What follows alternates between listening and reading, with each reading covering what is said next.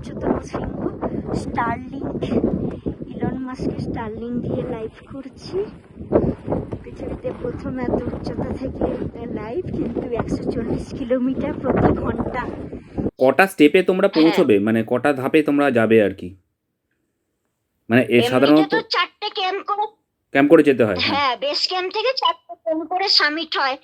এবার দেখা যায়, এত ঠান্ডার মধ্যে চেষ্টা করছি যত তাড়াতাড়ি সম্ভব সামিট করে নেমে আসা যায়। ঠান্ডায় তো যত বেশি থাকবো তত তো অসুস্থ হয়ে পড়ছে মানুষ। সেটাই চেষ্টা করা হচ্ছে যত তাড়াতাড়ি করা যায় আর কি। অক্সিজেন তো কমই, মানে যত আমরা তো বায়ুমণ্ডলের ওপরে চলে আসি না, এখানে তো অক্সিজেন নেই। তার মধ্যে এই এত ঝড় বইছে 140 কিলোমিটার প্রতি ঘন্টা বেগে, ঠান্ডা -50 ডিগ্রি সেন্টিগ্রেড, তার মধ্যে আবার অক্সিজেন নেই। সেইটা তো আরো কঠিন পরিস্থিতি। ওর জন্য তো মানে ঠান্ডার সাথে যে লড়বো, অক্সিজেন শরীরে থাকলে তবে তো লড়া যায়, অক্সিজেন না থাকলে তো শরীর আরো ঠান্ডা হয়ে যায়। এখন তো আমরা মোটামুটি 16,000 ফুট মতো, 17,000 ফুট উচ্চতাতে আছি। আচ্ছা, আর মাকালু প্রায় 28,000 ফুটের কাছাকাছি। এটা তো মাকালু শীতকালে উইন্টার এক্সপিডিশন করছি। আমরা করতে পারলে এটা পৃথিবীর মধ্যে প্রথম হতে পারবো। আর এটা বোঝাই যাচ্ছে সারা পৃথিবীতে কত সেরা সেরা পর্বতারোহী আছে, তারা এখনো পারেনি, মানে কতটা কঠিন বোঝাই যাচ্ছে। হাওয়াও চলছে, মানে ওয়েদার রিপোর্ট আমাদের সুইজারল্যান্ড থেকে কিনতে হয়েছে। 125 কিলোমিটারের ওপরে প্রতিদিনই, 125 কিলোমিটার থেকে 140 কিলোমিটার প্রতি ঘন্টায় হাওয়া বেগে হাওয়া চলছে। তাপমাত্রাও -40, -55 ডিগ্রি সেন্টিগ্রেড। আর আরো উপরে গেলে তো আরো কমবে তাপমাত্রা, এটা বেস ক্যাম্পে বলছি।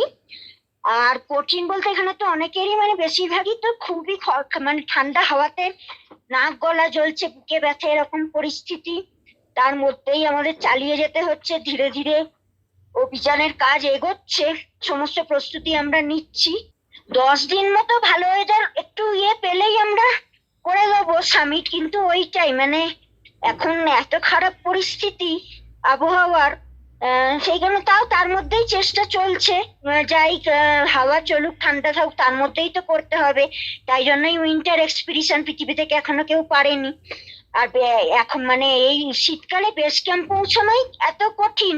বেস ক্যাম্প পৌঁছাতেই মানে এমনিতে তো যে বরফের মানে পাথর তো পরেই, পাথরের ধস নাবে, সেই রকম জায়গা দিয়ে তো 8-9 ঘন্টা পাথরের ওপর দিয়ে লাফিয়ে লাফিয়ে পেরিয়ে পেরিয়ে ওপরে উঠে উঠে আমাদের বেস ক্যাম্প পৌঁছতে হয়েছে।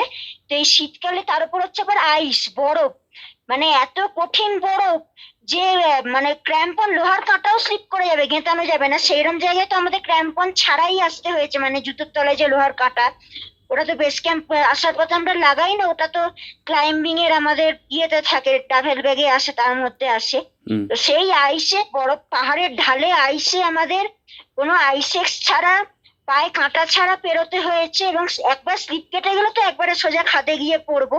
আর ওটাকে বলে ভার্গ্লাস, মানে ওপর থেকে দেখে মনে হবে পাথর আছে, কিন্তু আসলে কাঁচের মতো একটা বরফের পরত থাকে, পা দিলেই একদম স্লিপ কেটে খাদে। কঠিন ছিল মানে বেস ক্যাম্প। এমনিতে এভারেস্ট বেস ক্যাম্প বা অন্নপূর্ণা বেস ক্যাম্প অনেকেই যায়, ট্রেকিং করে টুরিস্টরা যায়। মাকালু বেস ক্যাম্প কাউকে আসতে শুনবে না, গরমকালেও আসে না, এতটাই কঠিন। আর টুরিস্টরা যে বেস ক্যাম্প তাও আসে, যেটা সেটা তো লোয়ার বেস ক্যাম্প। আমাদের বেস ক্যাম্প আলাদা। অভিযানের মানে মাকালু শৃঙ্গ অভিযান করতে গেলে যে বেস ক্যাম্পে আমরা আসি, সেইখানে কোনো ট্রেকিং বা টুরিস্ট করে কেউ আসে না, আর শুধু ক্লাইম্বাররা আসে। আর শীতকালে তো আরো কঠিন পরিস্থিতি, মানে পৃথিবী থেকে আমরা প্রথম মানে করতে চলেছি এটা। টিমে আমরা আছি 5 জন আছি, আর কুক আছে 2 জন, 7 জন আছি।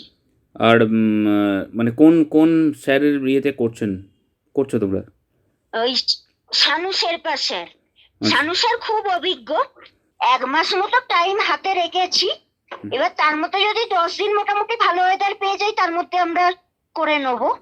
না, সেটা কি 1 মাস তো মানে বেস ক্যাম্পে কি থাকা সম্ভব? বেস ক্যাম্পে 1 মাস থাকতে তো হবেই, চেষ্টাটা করতে হবেই। সেইভাবে খাবার দাবার প্রস্তুতি নিয়ে এসেছি। সমস্যা তো আমার একটা ফান্ডের সমস্যা, যেটা ওটা তো একটা আছে। এখনো তো পুরো টাকা দিতে পারিনি। কত টাকা এবার, দিয়েছো এখন সেটা পর্যন্ত? বলে এখনো পর্যন্ত 9 লাখ মতো দিতে পেরেছি। আচ্ছা এবার 25 লক্ষ টাকা তো খরচা, তাও যেটা দিয়েছি লোন নিয়ে। আচ্ছা আচ্ছা আচ্ছা। হুম। আর সেখানে মানে লোনটা কত আছে এখন মোটামুটি, মানে এইবারের লোন কত? এবারে তো তাও 12 লাখ মতো লোন নিয়েছি। আচ্ছা, সেটা কি বাড়ি দেখিয়ে? হুম। হ্যাঁ, মানে ওই দলিল টলিল বন্ধক রেখে আর কি।